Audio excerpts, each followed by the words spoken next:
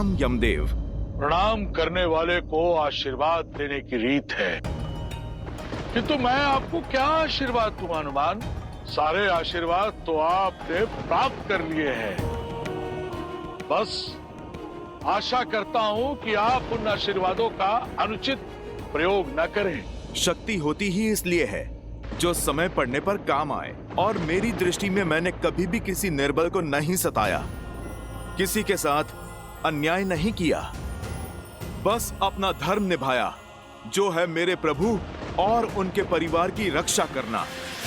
यदि मेरे प्रभु और उनके परिवार पर कोई संकट आएगा तो फिर मुझे मेरी शक्तियों का प्रयोग करने का पूर्ण अधिकार है। यदि मेरी भक्ति आपको अपराध लगी है तो वो भी स्वीकार है मुझे। हनुमान, तुम स्वयं जानते हो, मैं या ये यमदूत तो क्या, तीनों लोक में ऐसा कोई भी नहीं तुम्हारा कोई अहित कर पाएगा। और जिन्होंने तुम्हें शक्तियां दी तो तुम उन्हीं के विरुद्ध खड़े हो जाओगे, तो ये तो कृतघ्नता होगी ना। तुम्हारी भक्ति उचित है, पर उसके लिए पूरी सृष्टि का संतुलन बिगाड़ देने का अधिकार तुम्हें कैसे मिल जाता है? देखिए यमदेव, मैं ठहरा वानर, मेरी सृष्टि तो बस मेरे प्रभु श्री राम ही हैं, और मैं हर मूल्य पर उनकी रक्षा करूंगा। आप यदि जानते हैं मेरी शक्ति तो फिर मेरा आग्रह मानते क्यों नहीं? आप लौट जाइए। मैं ये नहीं चाहता कि मैं किसी का अनादर करूं। अयोध्या की सीमा छोड़कर बाकी पूरी पृथ्वी है आपके पास। आपको अपनी सृष्टि का संचालन जैसे करना है आप कीजिए, कौन रोकता है आपको? बस इस अयोध्या में ये हनुमान आपकी नहीं चलने देगा। हनुमान, जिन देवों ने तुम्हें शक्ति दी है उन्हें शक्ति का अकाल नहीं पड़ गया है, पर यह लड़ाई महाविध्वंस की तरफ जाएगी, मानवता के विरुद्ध जाएगी, जो मैं टालना चाहता हूँ। तो टाल दीजिए ना, आप अयोध्या को छोड़ दीजिए, संकट चला जाएगा, संकट टल जाएगा। ये ठीक नहीं है हनुमान। मेरे लिए बस वही ठीक है जो मेरे प्रभु श्री राम के लिए ठीक है। तुमने कोई मार्ग नहीं छोड़ा हनुमान। तुम क्या सोचते हो कि काल के मार्ग में आओगे तो काल मार्ग बदल देगा? ये तुम्हारी भूल है, भूल। तो फिर आइए यमराज, अयोध्या की ओर कुदृष्टि डालने की आपकी ये भूल मैं सुधार ही देता हूँ।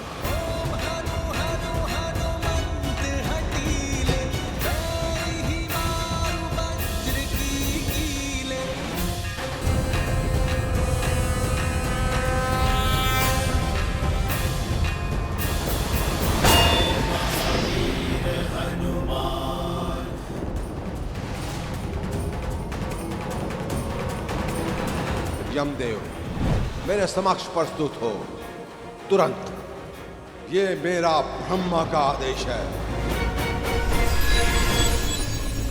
पहले यमदूत, फिर साक्षात यम का आगमन, अर्थात मेरा संदेह उचित था।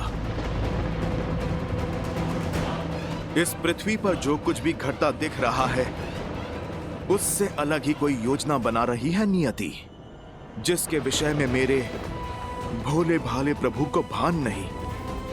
पर इस हनुमान के रहते कोई भी अनिष्ट नहीं होगा। जय श्री राम।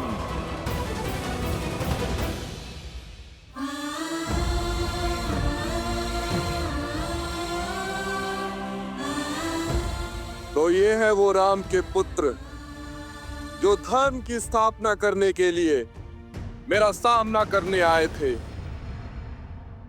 देखो असुर वीरों, राम के इन वंशजों को कुंभकर्ण के पुत्र के समक्ष घुटने टेक दिए, इन्होंने माटी में सिमट गए हैं। लव, कुश, युद्ध भूमि में महत्वपूर्ण ये नहीं है कि कौन गिरा, महत्वपूर्ण ये है कि गिरकर फिर से कौन उठ पाया।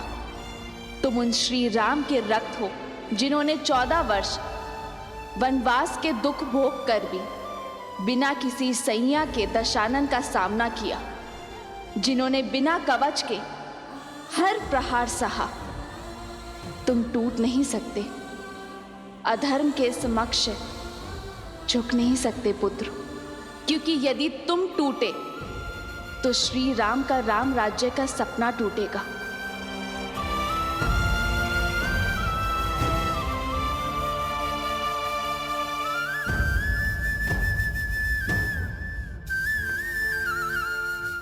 तुम झुके तो रघुकुल का सम्मान और तुम्हारी माता का अभिमान झुकेगा। जो इतने लोग श्री सिया राम में विश्वास करते हैं, उनका विश्वास टूट जाएगा। उठो पुत्रों। तुम दोनों केवल रघुवंश के अंश नहीं हो, धर्म के पथिक भी हो। और ये यात्रा केवल भ्रमण नहीं, यह अध्ययन है, संसार का भी और स्वयं का भी।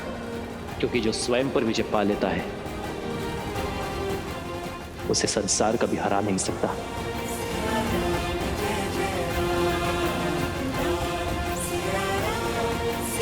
माता, माता,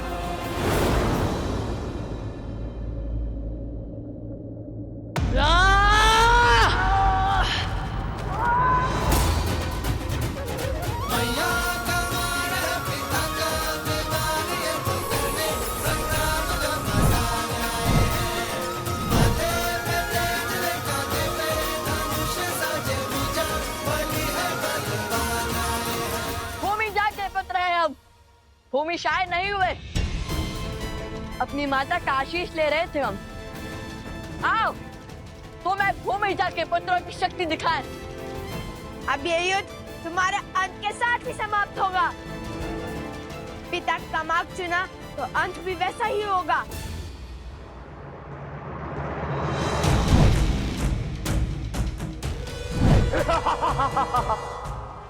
जय श्री राम, जय श्री राम।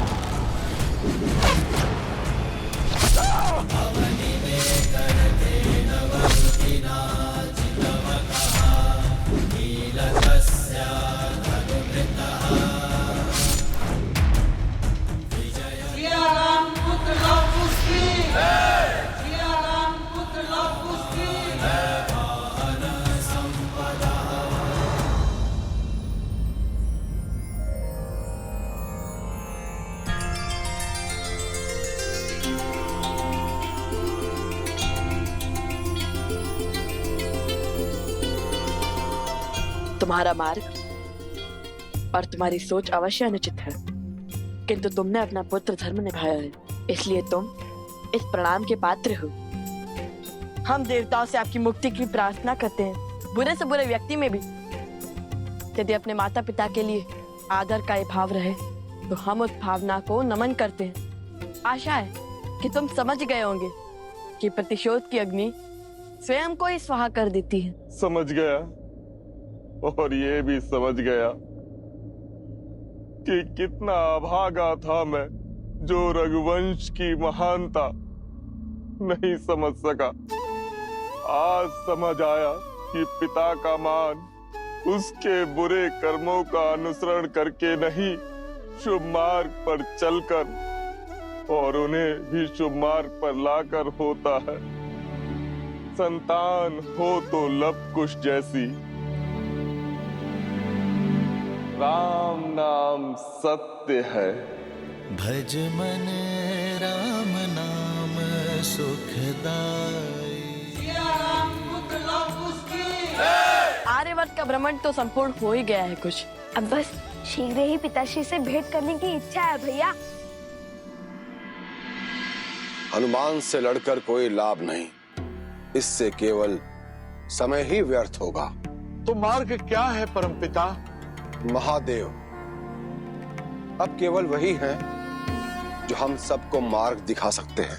ब्रह्मदेव, हम गए थे महादेव के पास, किंतु उन्होंने सारी बात श्रीराम पर डाल दी है। अब श्रीराम तो आपके प्रिय हनुमान जी की सौगंध से बंधे हैं। इसीलिए हमें अब महादेव के पास ही जाना होगा।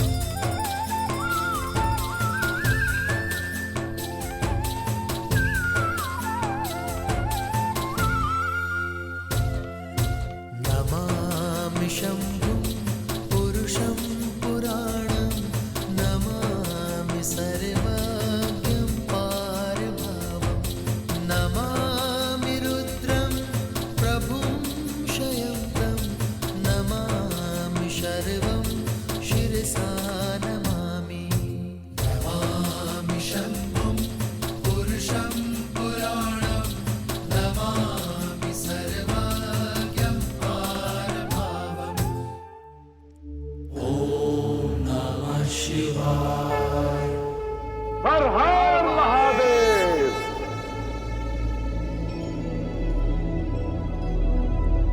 महादेव, अपने नाम को साकार करने का समय आ गया है प्रभु।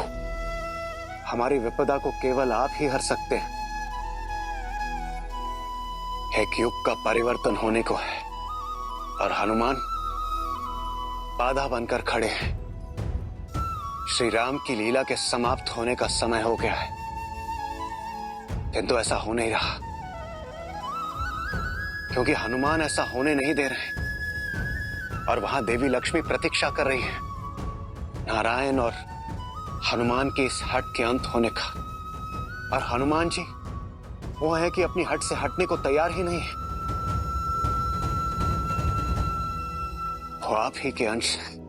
कृपा कर कोई मार्ग दिखाइए प्रभु, कोई मार्ग दिखाइए।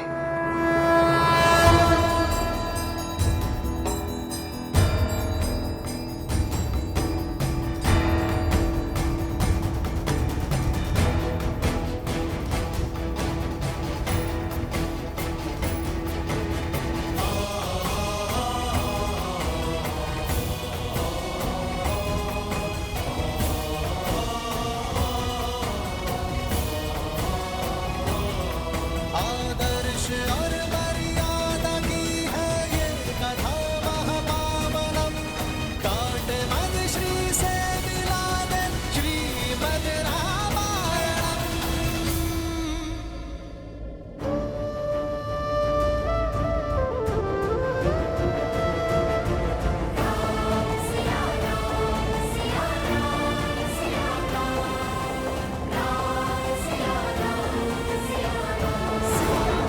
सीते,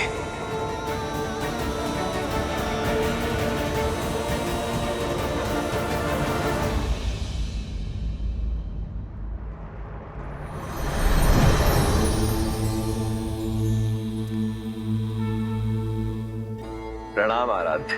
प्रणाम महादेव। आप तो अंतर्यामी हैं, सब जानते हैं, परंतु फिर भी ऐसा कुछ है जिसे आपको स्मरण कराने के लिए मेरा यहां आना आवश्यक था। शेष की शैया सज्ज है, देवी लक्ष्मी भी प्रतीक्षा में है, परंतु केवल वही नहीं है जो नारायण की प्रतीक्षा कर रही है। एक नया युग आंखें फैलाए आपकी प्रतीक्षा कर रहा है। कई नए वचन, कई सीख, कई नए कालक्रम नारायण की अगली लीला की प्रतीक्षा में है। हे नारायण, ये ब्रह्मांड आपकी अगली लीला देखने के लिए सज्ज है, परंतु ऐसा हो नहीं पा रहा। मैं जानता हूं आप स्वयं हनुमान की प्रतिज्ञा से बद्ध हैं, परंतु कोई ना कोई मार्ग तो ढूंढना ही होगा ना, जिससे हनुमान की प्रतिज्ञा भी ना टूटे और सृष्टि का चक्र भी ना रुके। ये तो सर्वविदित है कि बल, छल, बुद्धि, युक्ति और ज्ञान विज्ञान से हनुमान को हरा पाना असंभव है। हनुमान यदि हारेंगे तो अपने श्री राम से। मैं आपका संकेत समझ रहा हूं आराध्य। एक नई कहानी, एक नया युग, एक नया अवतार लेने का समय आ गया है। किंतु समस्या ये है कि इस बार बाधा कोई असुर या आसुरी शक्ति नहीं, बाधा एक भक्त है। बाधा कोई छल या पाप नहीं, एक भक्त का असीम प्रेम है। महादेव, इस संसार में युगों युगों तक जब भी एक सच्चे भक्त का नाम लिया जाएगा, तब सर्वप्रथम हनुमान का नाम लिया जाएगा। जिस जिसके मन में मेरा नाम बसेगा, मेरा हनुमान उसकी रक्षा करने के लिए सच होगा। और जब जब राम का नाम लिया जाएगा, हनुमान का नाम स्वयं उसके साथ जुड़ जाएगा। राम नाम की 108 माला पूर्ण करने का पुण्य एक भक्त को केवल हनुमान का नाम लेके ही मिल जाएगा। किंतु समय आ गया है महादेव कि एक भक्त ये जाने कि भक्ति शरीर की नहीं, भाव की होती है। शरीर के मोह और बंधन से मुक्त होकर ही भक्ति का वास्तविक सोपान चढ़ा जाता है, और वही उसका उचित मार्ग है। आप निश्चिंत हो जाइए महादेव, हनुमान की बाधा शीघ्र ही दूर हो जाएगी।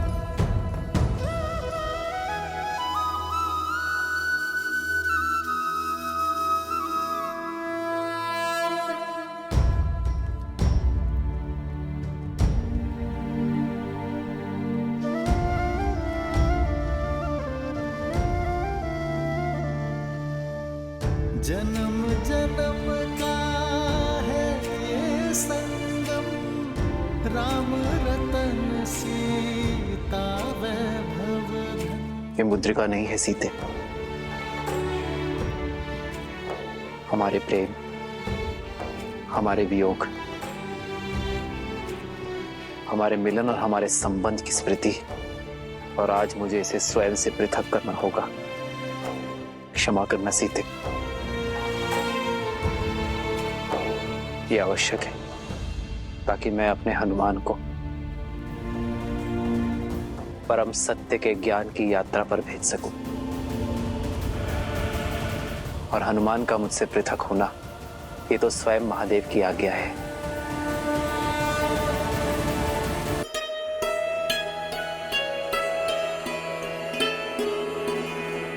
हनुमान।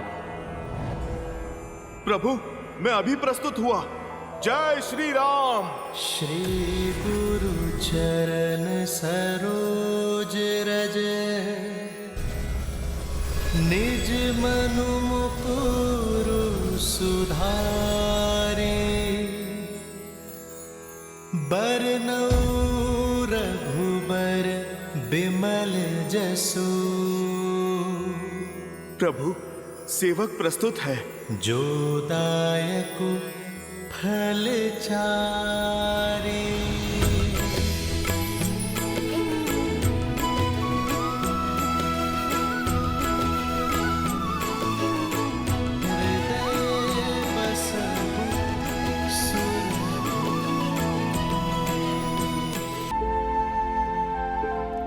तुम मेरी इतनी चिंता क्यों करते हो हनुमान? प्रभु, आप तो संसार के भले की और सुख की चिंता करते हैं। आपकी चिंता करने वाला भी तो कोई होना चाहिए ना। अब तो माता सीता भी इस संसार में नहीं है, ना लवकुश आपके साथ है और ना ही लक्ष्मण भैया। प्रभु, तो फिर मेरा दायित्व और भी अधिक बढ़ जाता है।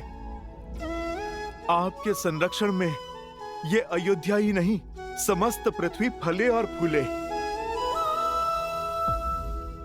उचित कहा तुमने हनुमान। कभी कभी हम किसी से इतना प्रेम करने लग जाते हैं कि उस प्रेम को निभाते निभाते सारी मर्यादाएं, सभी नीतियों को अनदेखा कर देते हैं।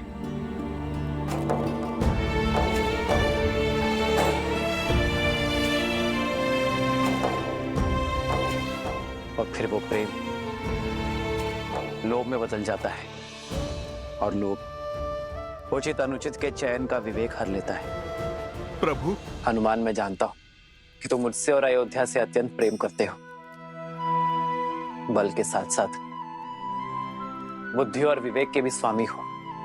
और इसलिए मैं आशा करता हूं हनुमान कि तुम अपने चयन में विवेक का प्रयोग अवश्य करोगे, लोभ में पड़कर प्रश्न नहीं करोगे। आप तो मेरे स्वामी, माता पिता सब हैं, और पिता से प्रश्न नहीं पूछा जाता, बस आज्ञा ली जाती है। आप मुझे बताइए प्रभु कि आप क्या कहना चाहते हैं। हनुमान, मैं चाहता हूं कि तुम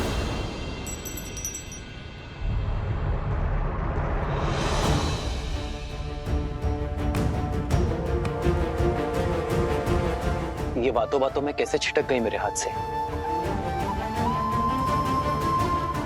ये मुद्रिका स्मरण है हनुमान,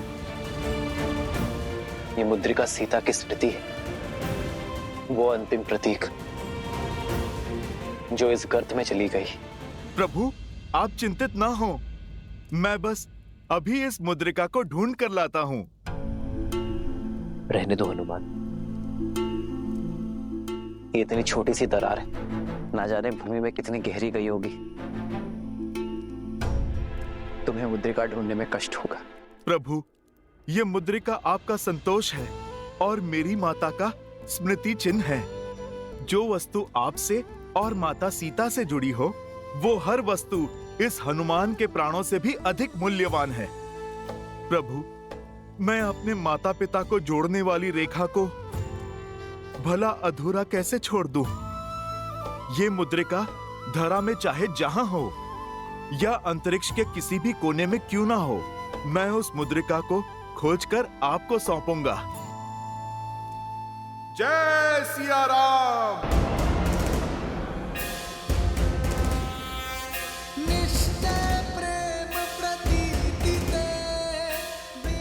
जय सिया राम।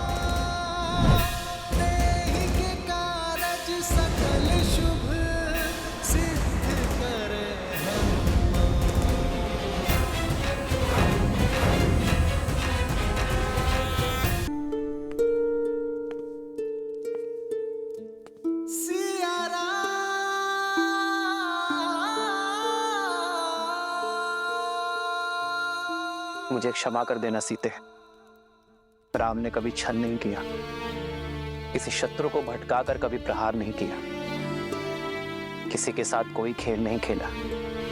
किंतु आज अपने ही प्रिय भक्त के साथ, जिसे मैं भरत के समान भाई मानता हूं, उस हनुमान के साथ ये खेल खेलना पड़ा मुझे, ताकि उसे अपने से पृथक कर सकूं। यदि मैं ऐसा ना करता तो सृष्टि का चक्र रुक जाता सीते। आशा करता हूं सीते कि लौटकर मेरे हनुमान को जब इस खेल का सत्य ज्ञात हो, तब वो मेरा मंतव्य और मेरे भावनाओं की शुद्धता को समझ सके, उस बड़े लक्ष्य को समझ सके जिसके लिए मैंने ये कदम आगे बढ़ाए।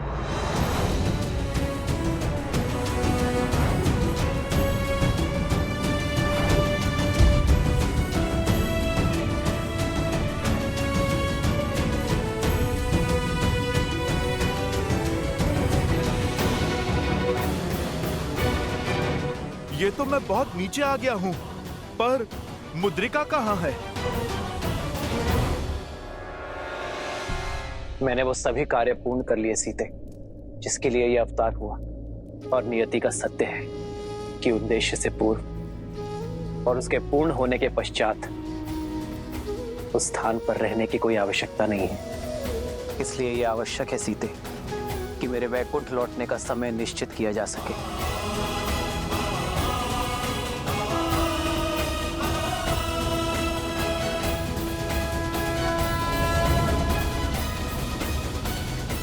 सत्य कहा नारायण ने।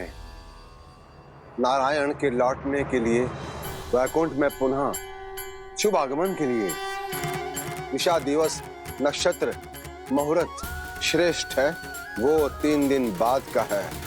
आज से 3 दिवस के पश्चात आप अयोध्या में प्रवेश करेंगे यमदेव, और नारायण श्री राम अवतार पूर्ण करके वैकुंठ लौटेंगे। योजना तो अच्छी है ब्रह्मदेव, परंतु यदि हनुमान 3 दिन से पहले पाताल लोक से श्री राम की मुद्रिका लेके अयोध्या पहुंच गए तो हर मंगल मुहूर्त अमंगल हो सकता है। कहीं यमदेव को लेने के देने ना पड़ जाएं। श्री राम ने हनुमान को पाताल लोक में भटकने के लिए नहीं भेजा है सूर्यदेव, बल्कि सत्य को समझाने के लिए भेजा है। कदाचित जब हनुमान पाताल से लौटे उन्हें इस यात्रा का मंतव्य समझ आ जाएगा। किंतु हनुमान तो हनुमान ठहरे, यदि नहीं समझे तो, कहीं समय से पहले आ गए तो? उसकी चिंता मत कीजिए सूर्यदेव, इस यात्रा की सारी व्यवस्थाएं की जा चुकी है, क्योंकि हनुमान को पुनः लौटने और किसी भी प्रकार की बाधा उत्पन्न करने से रोकेंगी।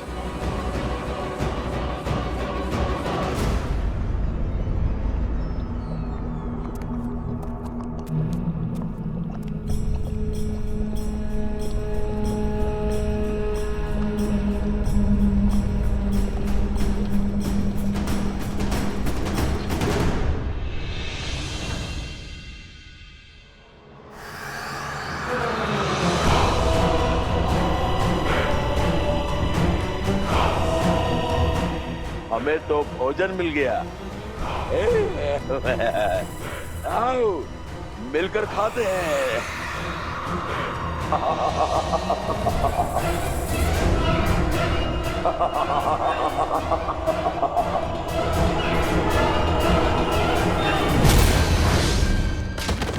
जय महावीर हनुमान।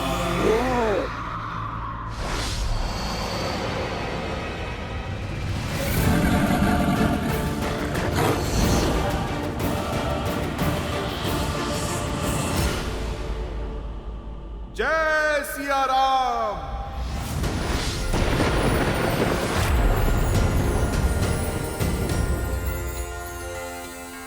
आक्रमण सामने से हो या फिर पीछे से, हनुमान सतर्क है।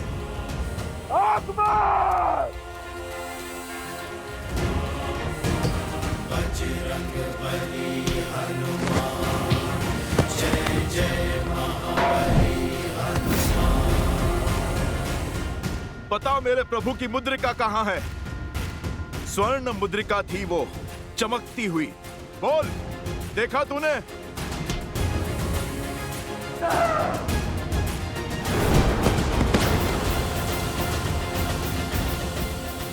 जब मार से डरते हो तो फिर प्रहार क्यों करते हो मूर्ख?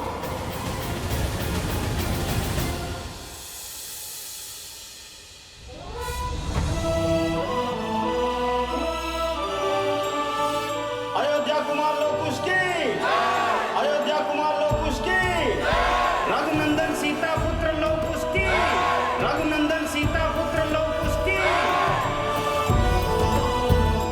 कुछ अनुभव किया कोई? सबके मुख पर एक मुस्कान है, किंतु आंखों में विचित्र सी हताशा भी। मुझे तो नहीं दिखता, बस उत्सुक हूँ शीघ्र पिताश्री से मिलने के लिए। अंततः कुछ समय मिलेगा उनके साथ बिताने को। उनके साथ बैठकर ढेर सारा राजभोग खाऊंगा दादी श्री के हाथ से। कुश,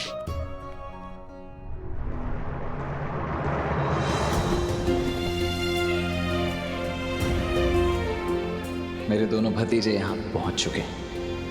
शीघ्र ही मेरी भाभी माँ भी अवश्य लौटेंगी।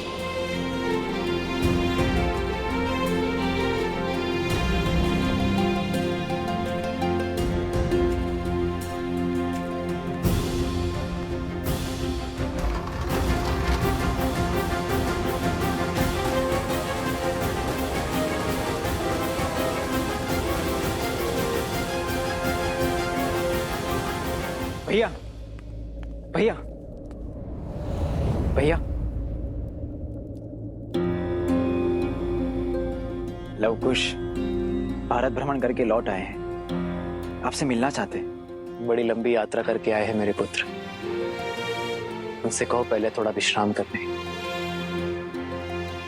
मैं उनसे बाद में मिलूंगा भरत।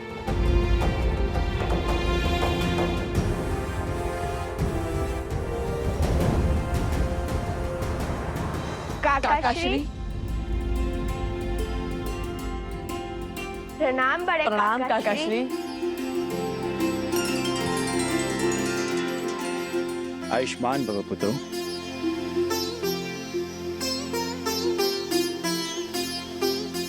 और पिताश्री?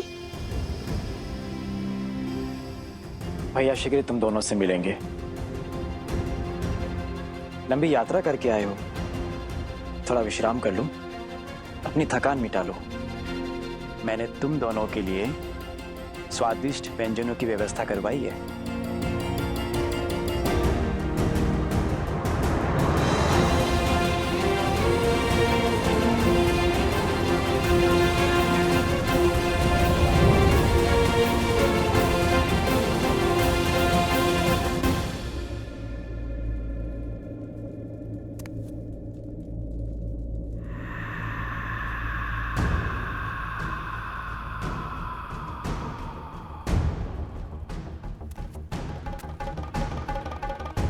कहां लुप्त हो गई प्रभु की मुद्रिका?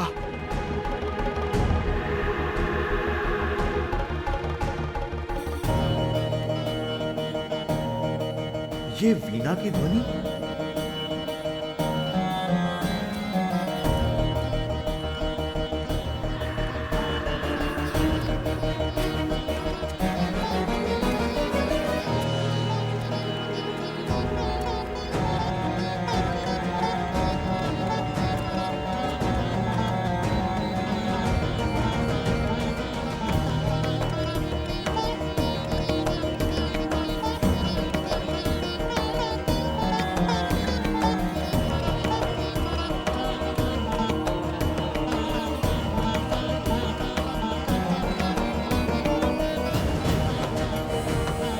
जय सिया राम महाराज महाबली।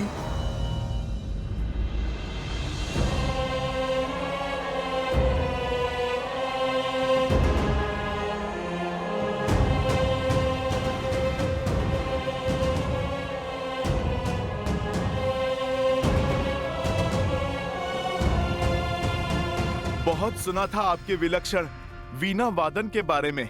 आज मुझे सुनने का भी सौभाग्य मिला। मेरी अनुमति के बिना मेरे राज्य में प्रवेश किया है तुमने।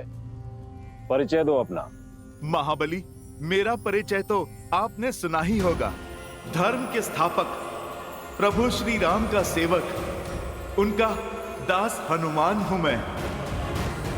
नियति संकट में है महाबली, जितना हो सके तुम्हें उतना समय व्यतीत करवाना होगा। ये मेरा सौभाग्य है कि आज स्वयं वीर बजरंग बली हनुमान मेरे लोक में पधारे हैं। ये तो विशेष दिन है। आपकी संगीत साधना में बाधा डालने के लिए मैं क्षमा चाहता हूं महाराज, किंतु एक आवश्यक कार्य आन पड़ा है।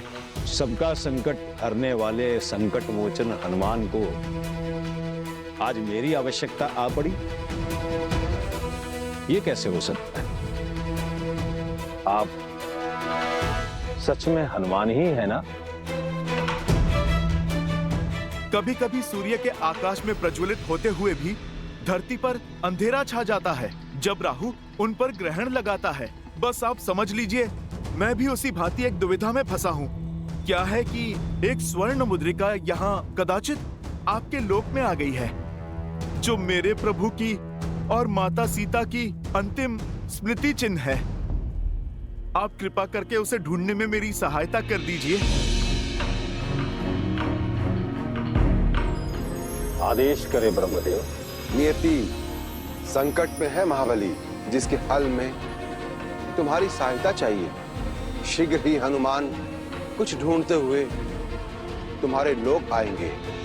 जितना हो सके तुम्हें उतना समय व्यतीत करवाना होगा, क्योंकि समय ही एक ऐसा तत्व है जो कठिन से कठिन परीक्षा ले सकता है। तुम्हें हनुमान को पाताल लोक में उलझाए रखना होगा, और हाँ, इस प्रकार कि उन्हें तनिक भी संदेह ना हो। महाबली, आप कहाँ खो गए? आप कुछ बताइए ना, क्या आप जानते हैं उस मुद्रिका के विषय में? युग भर पहले एक भूल हुई थी मुझसे, एक अपात्र को सहायता का वचन दिया था मैंने, और बदले में उसने मुझसे तीनों लोग छीन लिए। अर्थात आप मेरी सहायता नहीं करेंगे? सहायता अवश्य करूंगा, किंतु उससे पहले तुम्हें यह सिद्ध करना होगा कि तुम पात्र हो।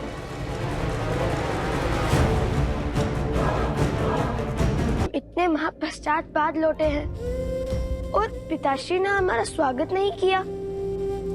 क्यों बाद में मिलना चाहते हैं वो?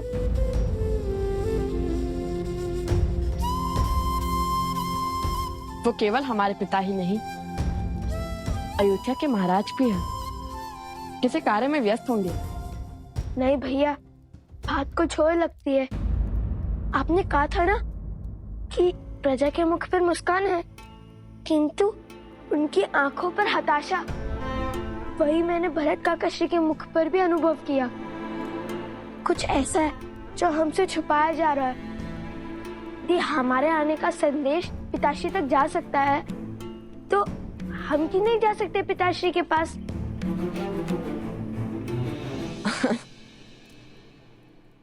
जब तुम्हें भूख लगती है तब तुम कुछ अधिक ही सोचते हो। चलो दादीश्री से मिल लेते हैं। राज भोग तुम्हारी प्रतीक्षा कर रहा होगा।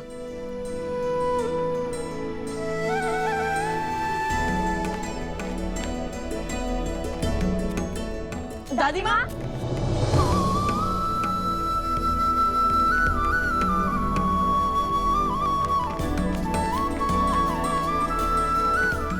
हम लौट आए दादी माँ।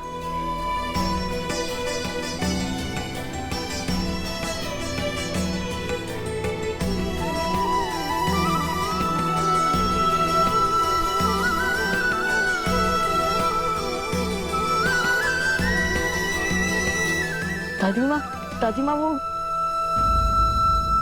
की आंखों में आंसू। अब दोनों रो क्यों रही है? क्या हुआ? वो पुत्र सही समय पर लौटे हो पुत्र। उत्तरदायित्व संभालने का समय आ गया है अब तुम्हारा। उत्तरदायित्व? क्या कह रही हैं आप? मैं समझा नहीं। तुम्हारे पिता राम ने देह त्यागने का निर्णय लिया है।